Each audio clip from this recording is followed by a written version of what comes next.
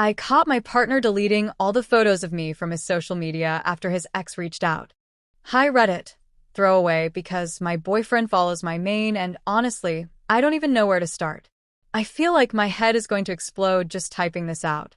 I need to get this off my chest somewhere because I can't talk to anyone I know without feeling judged or like I'm overreacting. So, I've been with my boyfriend, Jason, for about 3 years. We met through work in the city, and it was instant chemistry. He's smart, funny, and has this charm that makes people instantly like him.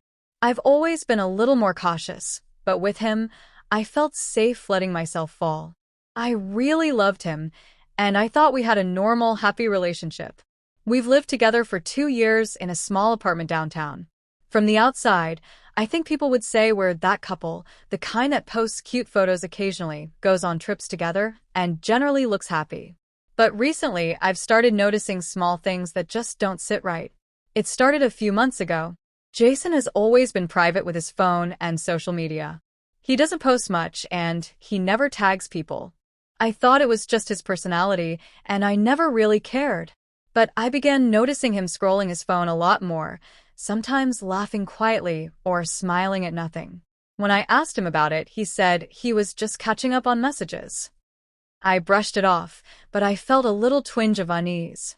Then I noticed him deleting photos. At first, I thought it was innocent. He removed a group photo from a party, a selfie with a friend. I didn't think much of it. But then I realized he was deleting photos of us. Pictures from trips, selfies at our apartment, even a few from my birthday. I couldn't understand it. Why would he erase memories of us from social media? I asked him casually at first. Hey, why did you delete that one from our Paris trip? He said, oh, I just didn't like how it looked. Messy background or whatever. Okay, I thought, maybe he just doesn't like certain pictures. But then another photo was gone a few days later. And another. By this point, I was starting to feel uneasy. A week later, I was on the couch, just scrolling my own Instagram, when I noticed a notification pop up on his phone. I wasn't trying to spy, but it caught my eye. It was a message from a number I didn't recognize. Hey stranger, long time no talk. He immediately stiffened. He didn't open the message, but his reaction made my stomach sink. After that, he started getting texts at odd hours.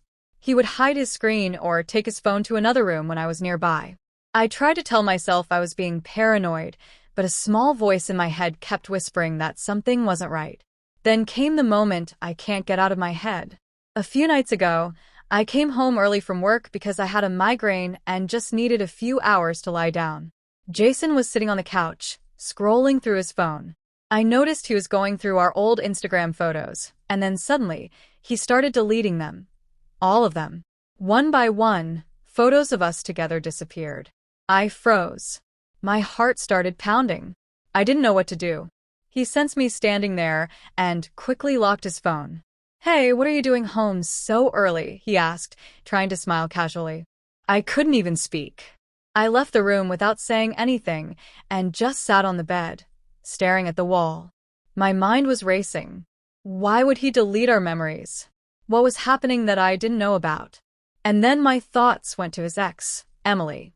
He dated her for 2 years before me. He hardly talks about her, but I know they were serious. Could she have reached out to him? I tried to tell myself I was being paranoid again, but my gut said otherwise. The next day, I tried to act normal, but I couldn't stop thinking about the deleted photos. I went through our past trips and conversations in my head, trying to pinpoint any signs I might have missed. Every late-night text, every sudden change in behavior, every time he hit his phone now seemed like it could have been connected. I felt like I was seeing him differently, like I didn't really know who he was anymore. I wanted to confront him, but also needed proof. I didn't want to just yell accusations without knowing the truth. I started looking more closely at his social media. Emily had followed him again recently. Not just that, she had liked some old photos, and I noticed she'd been commenting on a few posts. The comments were friendly at first, but then started to feel flirty. I don't know why, but seeing that made my stomach churn. I didn't confront him yet. I just sat in my apartment feeling hollow, replaying every memory and conversation, trying to figure out what this meant. I love him, but I feel like he's slipping away in ways I can't control. The photos, the secretive texts, the late-night scrolling. It all feels like erasure, like I'm disappearing from his life one post at a time. I know this is long, and I don't even know if I'm explaining it right. I'm just hurt, confused, and scared. I've never felt so unsure in a relationship, and the person I thought I knew so well now feels like a stranger. I don't know what to do, Reddit. Am I overreacting? Is this something I should just ignore? Or is it actually a huge red flag? I can't even talk to my friends about it because I don't want them to judge me or think I'm crazy. Please help me. Update. After I posted yesterday about the deleted photos, I barely slept. I kept replaying everything in my head, trying to make sense of it. Every late-night text, every mysterious smile at his phone, every time he suddenly became distracted when I was around, it all started to feel like clues I had missed. I felt like I was living in a constant state of panic, like my relationship had quietly shifted into something unrecognizable while I wasn't looking. I decided I had to confront him, but not in a way that would just start a fight. I needed facts, evidence, something concrete. I knew snooping was wrong, but at this point, I felt desperate. I opened his Instagram on my laptop while he was in the shower. My hands were shaking. I didn't want to find anything, but I needed to know. What I found made my stomach drop. Emily had not only followed him again, but she had also liked multiple photos that included us. Some comments were seemingly innocent, like, "Wow, you two look happy." But others, they were flirty, nostalgic, like she was reminding him of the past they shared. And there were DMs, screenshots of messages between them appeared. They were chatting about random things at first, but the tone shifted over time. Inside jokes, memories from their old relationship, hints of lingering feelings. I felt like someone had ripped out my chest and was squeezing it. I couldn't breathe. I wanted to scream, but I couldn't. I just sat there, staring at the screen, feeling the room tilt around me. I wanted to disappear. When he got out of the shower, he seemed normal, unaware that I had been looking. I acted casual, but I could barely concentrate. I decided to wait until later that night, when we were alone, to confront him. Dinner was silent. I couldn't eat. I kept picking at my food while he chatted about his day. His phone buzzed a few times, and every time he glanced at it, I felt a spike of panic in my chest. I wanted to throw the damn phone across the room. After dinner, I asked, trying to sound calm, "Jason, can we talk?" He looked at me, a little wary, but nodded. "Yeah, sure." "What's up?" I took a deep breath. I noticed some of our photos on Instagram, they're gone. A lot of them. And I saw some comments and messages from Emily. I need to know what's going on. He froze. For a long, terrible moment, he didn't speak. I could feel the air between us growing heavier by the second. Then he said softly, "It's not what you think." I wanted to slap him. I wanted to scream. But I forced myself to stay quiet and let him explain. "It's just she reached out and I didn't know how to respond when she commented on our photo. And I didn't want to hurt you, so I deleted the photos. I thought if I erased the old stuff, it would be easier. I didn't want her coming back into our lives." I blinked. My mind was spinning. "You deleted all our memories because of her? Because of what she said to you? Jason, that's insane. That's not protecting me. That's erasing me." He looked down at his hands, silent. He looked almost guilty, but also calm, in a way that made me feel like my pain didn't matter. I couldn't believe it. I felt betrayed in a way that cut deeper than I've ever felt before. I didn't know what to say. Part of me wanted to scream, to leave, to never look at him again. But another part of me, the part that still loved him, wanted to understand why, to fix it. "Jason, are you still talking to her?" I asked, my voice trembling. He hesitated. "I mean, a little, but nothing serious. "I swear." I didn't mean for it to get complicated. I could feel tears pricking my eyes. "Nothing serious? You're deleting pictures of us, hiding messages from me, and nothing serious is how you describe this." He reached for my hand. I pulled away. I couldn't. I didn't know if I could forgive him. "Not yet." I went into the bedroom and locked the door. I sat on the bed, trembling, feeling like my entire world had been upended. I kept thinking about all the little moments I had dismissed over the past months, the texts late at night, the distracted behavior, the small lies. And now it all made sense. My mind raced with questions I didn't have answers to. Had he ever really moved on from Emily? Did he even love me, or had I just been a placeholder while he kept one foot in the past? I couldn't sleep that night. I kept staring at the ceiling, feeling like I was suffocating. My heart ached in ways I didn't know were possible. I thought about calling my best friend, but I didn't want to admit that my relationship was falling apart like this. I felt humiliated, like I had been living a lie. The next day, I tried to act normal. I went to work, pretended like nothing happened, but every little thing reminded me of him. Every notification on my phone, every social media post, every conversation I overheard, it all felt like a knife twisting in my chest. I kept replaying the confrontation in my mind, trying to figure out if I had overreacted. Maybe he really didn't mean it. Maybe I was being paranoid. But deep down, I knew it wasn't paranoia. It was betrayal. Emotional betrayal. And I didn't know if I could ever look at him the same way again. A few days later, I decided to take matters into my own hands. I opened his laptop while he was in the shower, not to snoop, but to confirm my suspicions. I found more messages. Not just casual chats, but messages that made it clear Emily had been trying to reconnect. Some were innocent, some not. And there were traces of conversations deleted or hidden. He had been trying to manage the situation without telling me, and in doing so, he had pushed me to the edge of my sanity. I sat on the floor, staring at the screen, shaking. My hands were cold, my chest tight. I couldn't breathe. I didn't know whether to cry, scream, or just disappear. Every memory I had of our relationship suddenly felt tainted, like I had been looking at a beautiful painting only to realize someone had smeared it with dirt. I realized then that I couldn't stay silent anymore. I couldn't pretend like everything was okay.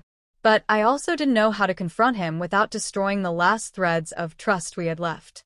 I felt trapped, heartbroken, and terrified. And that's where I am now. I love him. I do. But I feel like I'm losing myself in this relationship, like my own memories and happiness are being erased by someone I trusted more than anyone. I don't know if this is salvageable. I don't know if he even cares about what he's done. And I don't know if I can forgive him if he doesn't. I feel like I'm standing on the edge of a cliff, staring down, and I don't know if I should jump, climb back, or just fall. Reddit, I need perspective. Am I overreacting? Am I crazy?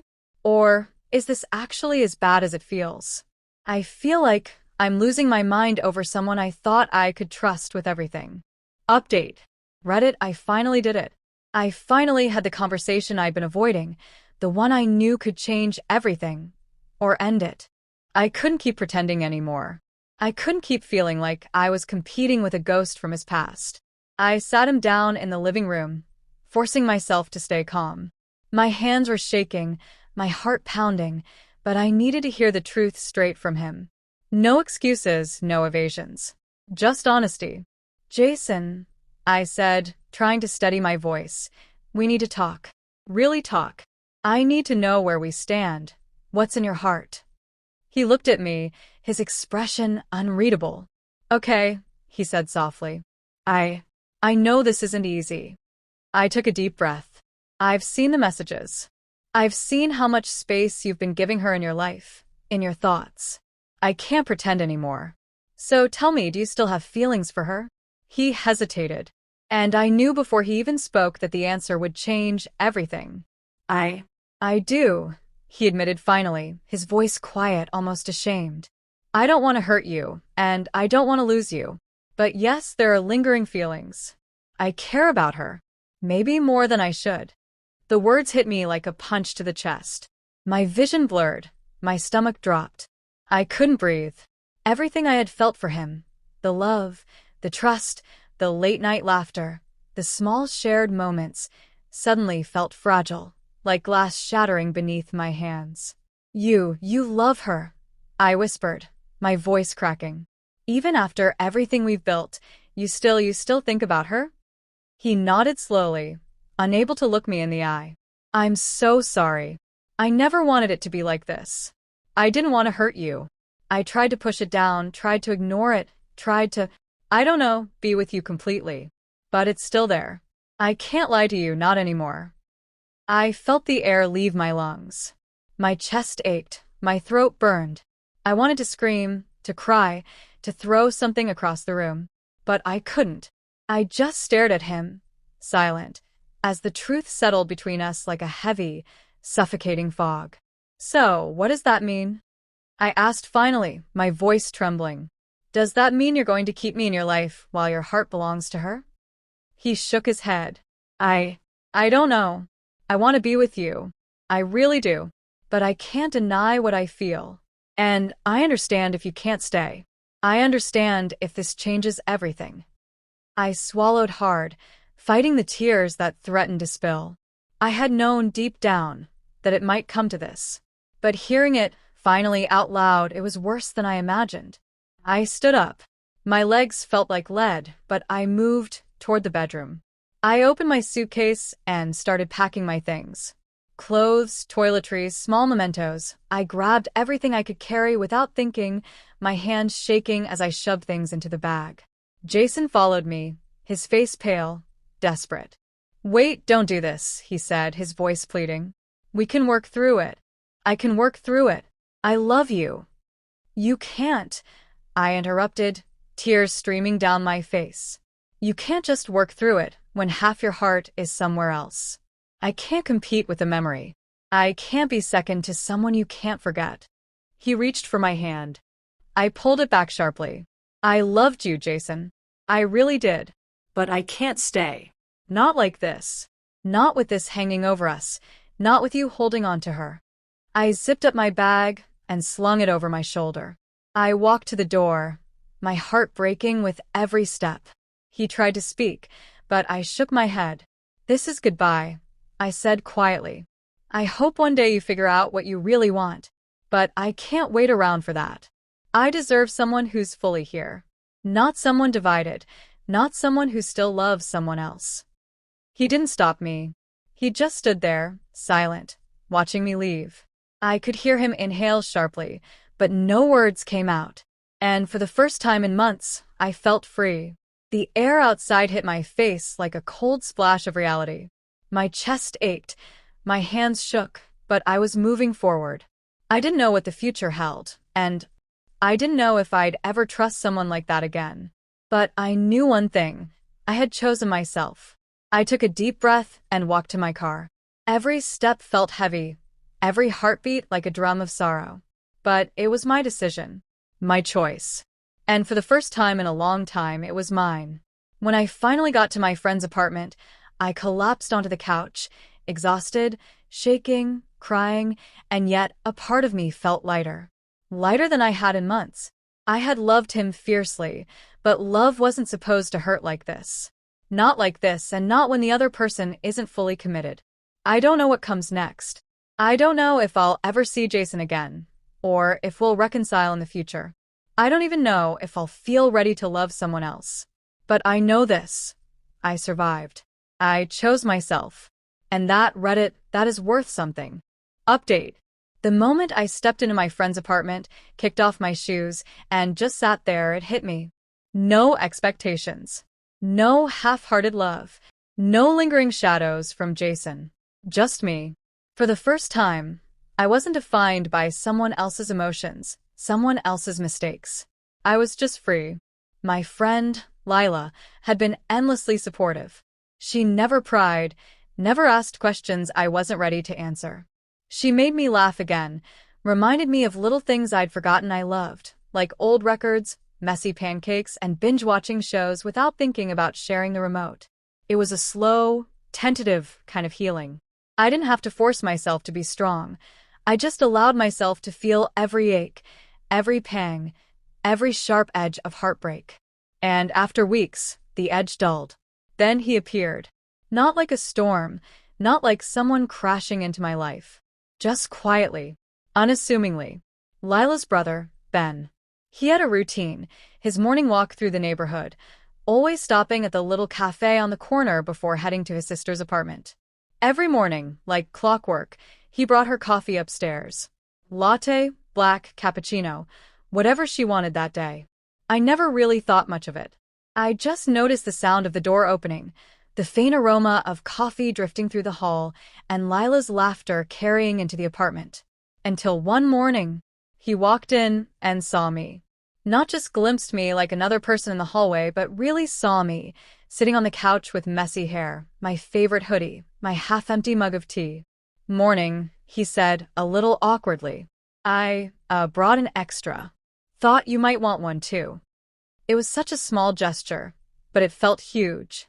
No ulterior motive, no expectation, just a gesture of kindness. I accepted the coffee, fumbling over a thanks, and something in me shifted. The next day, he did the same thing. And the next. And soon, it became a routine I looked forward to, not for the coffee itself, but for the presence of someone so quietly considerate. I began noticing little things about him. The way his hair stuck up in the back after his walk. How he laughed at Lila's terrible puns. How he seemed genuinely patient, unhurried, and trustworthy. I didn't fall in love immediately. That would have been too easy, too fast, too wrong. But I fell in respect first. And then slowly, quietly, I fell into something like a crush. The freedom I'd cherished for weeks made the feeling sweeter.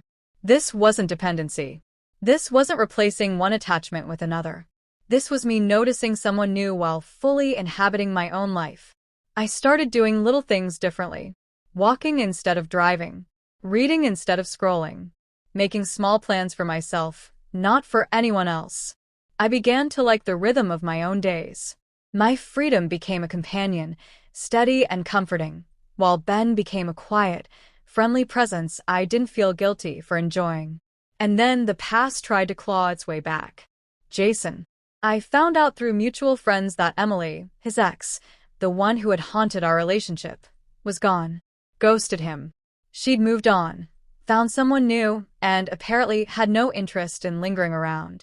I couldn't help the small flicker of vindictive satisfaction I felt. He'd finally felt what it was like to be abandoned, unchosen. But he didn't stop there. He tried to come back into my life. Texts at odd hours, apologies, confessions of regret. I was wrong. I didn't know what I had until it was gone. I read the messages once, then deleted them. Twice. I didn't respond. I had no desire to rebuild bridges burned to ashes. But the drama wasn't just in the messages. Sometimes, when I was walking through the neighborhood, I'd see him at the cafe by the park or even just across the street. Always watching, always hesitant, like he wanted to step back into my life, but didn't know if I'd let him. And the truth hit me. For the first time, I didn't care.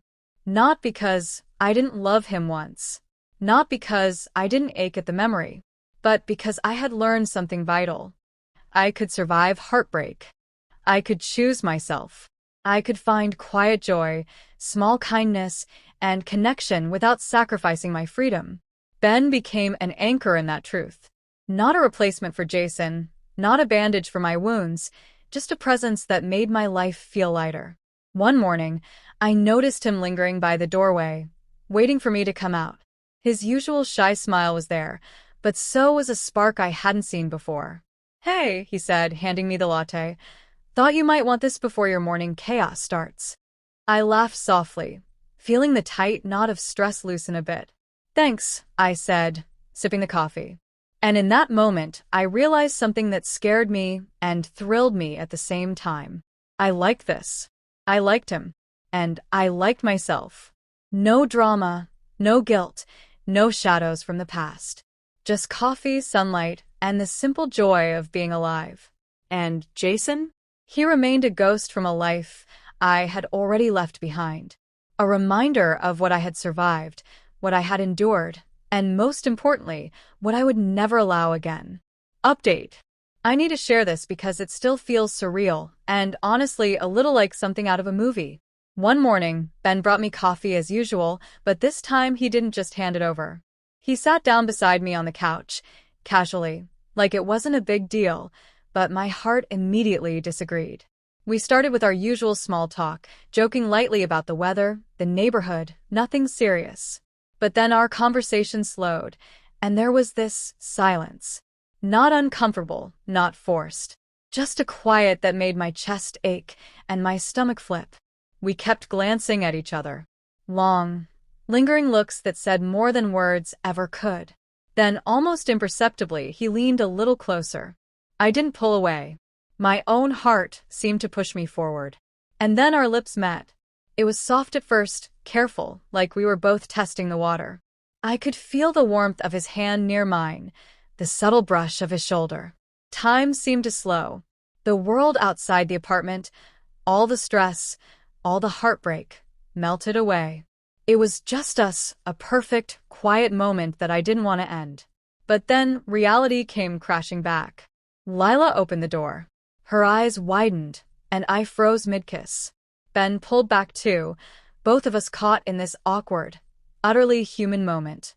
Lila stammered something about needing her coffee, and we all just stood there for a few seconds, utterly frozen. It was embarrassing, yes. Hilarious, too. We laughed nervously, trying to make it seem casual, but the air had changed. That kiss had shifted something permanently, and there was no pretending it hadn't happened. Lila seemed to get it. After a few awkward jokes and a lot of blushing, she went about her morning, leaving us alone. From that day, everything changed. We started dating, slowly, carefully, with no rush. Ben was patient, respectful of my freedom, never pushy, never expecting me to be someone I wasn't. And after he learned about my past, everything with Jason, everything I'd endured, he handed me full access to his devices, accounts, passwords. Not because I demanded it, but because he wanted transparency and trust in the simplest, most modern way possible. It felt freeing, like we were building something together, without sacrificing individuality. Jason did try to reach out eventually. A text, a call, even a hesitant "can we talk?" I ignored them all. I didn't feel guilty. I had closure. I had peace. I had Ben. There was no reason to look back. Now I wake up happy. Coffee in hand, sunlight pouring through the window, Ben laughing at something I said that probably wasn't funny. My past feels like a story I survived rather than a shadow I live under. I'm in love. I'm independent. I'm safe. I'm free. And for the first time in years, I feel truly, completely happy.